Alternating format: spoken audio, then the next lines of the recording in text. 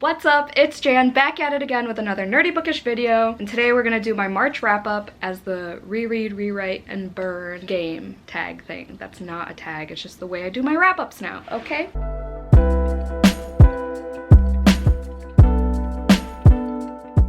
Last month was not the greatest reading month for me. I had a lot on my TBR that I didn't get to. I participated in the Tis the Damn Readathon hosted by a bunch of people. It's a Taylor Swift readathon and it was throughout the whole month, and there were all these prompts and it was based on like the Taylor Swift albums. There were like 3 prompts for each album. One was a life prompt. You're only supposed to do 1 for each album, but you know, we're overachievers in this household, as I say in every video, and I tried completing them all. I ended up with only not doing 1 prompt. No one is more upset than me. Sorry, my hair is also like super chaotic because I just cannot be bothered to actually do it today. I just kind of let it air dry. But anyway, last month I read 14 books. So there will be 2 left over that I'm just gonna choose reread, rewrite, burn. They're kind of just like wild cards. Let us start.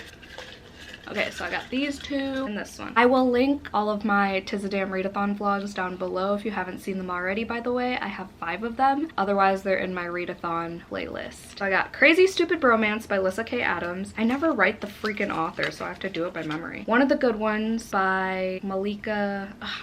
Malika? I don't know how to say their names, but there are 2 sisters who wrote the book. I don't remember. I'm sorry. And Green Lights by Matthew McConaughey. All right, I would reread Green Lights because the audiobook was really good. How the book was physically made was really good and formatted. It was a beautiful book, honestly. I would rewrite Crazy Stupid Bromance. I love this series. It's the Bromance Book Club series, if you didn't know. And I've listened to all 3 of them just strictly on audio because the audiobooks are honestly really great. Just the storyline of the first one was my favorite. Third one, oh, I remember what it was about. I had to think about what it was even about. It was good. It's just not the first one, you know? The next one, which is called Isn't It Bromantic, follows the Russian in the friend group. They literally call him the Russian and he's hilarious. So I'm excited for that one. This one was just like, meh. I think I gave it, what did I give it? I gave it 3 stars. Green Lights I gave 5 stars. And then I would burn one of the Good Ones. I gave this one 4 stars, but it just took me so long to get through. It didn't get like captivating for me until like 200 pages in, and it's only a little over 300 pages. I think it was like 330 pages. I mean, it was pretty intense, like once it started rolling. Like the concept of it is terrifying. It's about this YouTuber who had like over 100k followers, and then she dies and her sisters go on this road trip that she wanted to go to, and they vlog it on her channel, and there's a stalker, and it's crazy terrifying, especially since, you know, hello, I'm on YouTube, what's up? But yeah, I would burn that one just because I wouldn't reread it ever. But I liked it though. 1, 2, and 3. Sorry the mug wasn't in the frame that time. My bad. So I got The Simple Wild by K.A. Tucker, Homebody by Rupi Kaur, and I'm Thinking of Ending Things by Ian Reid. Okay, I would reread The Simple Wild because I gave it 5 stars and I think it was my favorite book of the month. It's got a little bit of everything, like I said in my vlog. It has grief, it has adventure, romance, slow burn, steam. It has some like life discussions, like hate to love. It has family things, friendship things. It's great. And it's set in Alaska. It's about this girl who's like estranged from her father, and then she finds out that he has cancer, so she goes and spends, I think, the summer in Alaska. And you learn a lot about Alaska too, and their lifestyle and culture and stuff, so it's a good time. I would reread that one for sure. Okay, I wouldn't burn I'm Thinking of Ending Things, but I don't know if I would reread it. I don't know how I would rewrite it though. I was so confused at the end, and I feel like everyone is, and that's why they reread it. I would say make it less confusing, but also I liked being confused in the weirdest way. I don't know, it was such a strange feeling. I guess like a little bit more explanation would make sense, maybe a little bit longer of a book, I don't know, but rewrite that for sure. And then Homebody I would burn just because it's a poetry book. I mean, there are so many out there, like I didn't get enough from this one in particular for me to not burn it.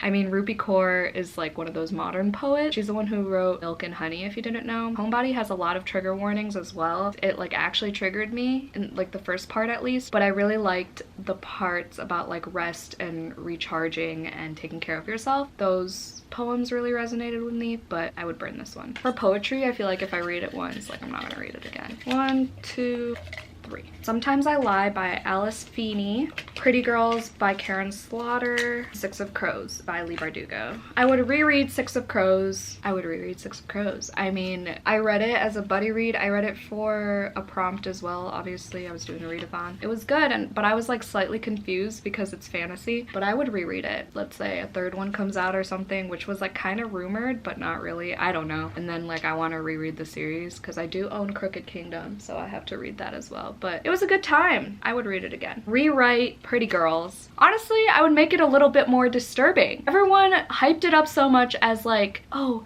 be warned, like tread with caution, it's so disturbing, blah blah, and I get it. It was disturbing and it's terrifying because like it could happen. All the stuff in this book could happen. Like it wasn't beyond belief or anything, and as a woman like it's even more terrifying, but it didn't like bother me as much, and it took me so long to get through. I think it's because I read a significant amount of true crime. I mean, I haven't in a while, but I'm kind of like used to seeing disturbing things. Reading about disturbing things at least. Seeing is a different story, but yeah, rewrite. And then I would burn Sometimes I Lie by Alice Feeney. I listened to it fully on audio. I was so confused, even more confused than after I'm thinking of ending things. Like to the point where I was Googling the twist, the ending, the explanation, the analysis, everything. And everyone in like the little like discussion board or whatever forum was also just as confused. But I did like the writing. Like there were some quotes in there that resonated with me, but can I recite them to you if you ask me? Absolutely not. Definitely forgot everything that happened in that book. I just know there was like a bracelet that I didn't know what the fuck, like for what. I don't remember. I don't know who died, who lived, if she even has a sister, like what is happening? I don't know. I would burn that one.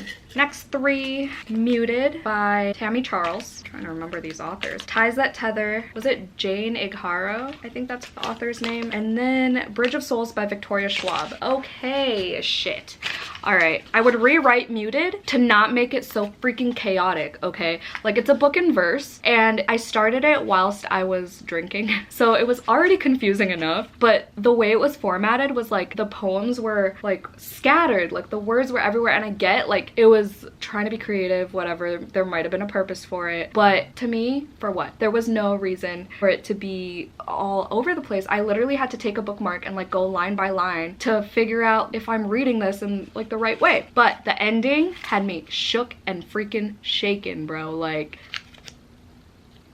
worth it. This one is often compared to Grown by Tiffany D. Jackson because there's a teenage girl who has talent and gets into the music industry and gets taken advantage of. This one I feel like is a little bit better, honestly, but I would rewrite it. I would reread. Yikes, this is hard. I really love Ties That Tether, but I think I would burn it because I wouldn't reread it. Because it's about this woman who has an unexpected pregnancy, and I'm not about that. But I gave this a 5-star because I was so in the mood for romance for some reason. But yeah, I think I would burn Ties That Tether even though I loved it. That's so weird. Like, it's crazy that I would burn 5 stars in these videos. That's why I love doing wrap-ups like this, because it's just, it never matches up. And Bridge of Souls, I would reread. I love Victoria Schwab. This was the 3rd installment in the Cassidy Blake series.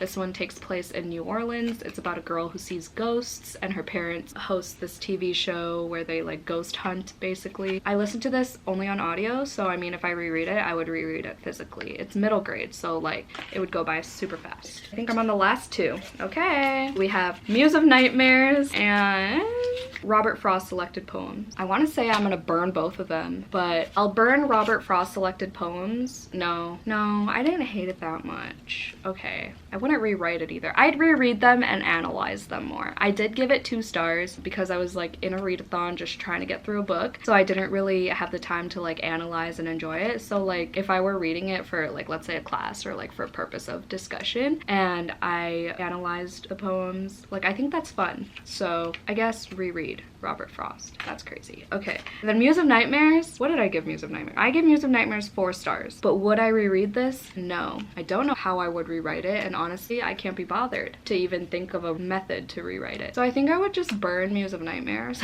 Sorry, Hannah. I did a live show with her for this duology and she got me this book. I wouldn't burn that copy. Okay, I'm just gonna move on. That is my March wrap up. Super quick, short and sweet, just like me.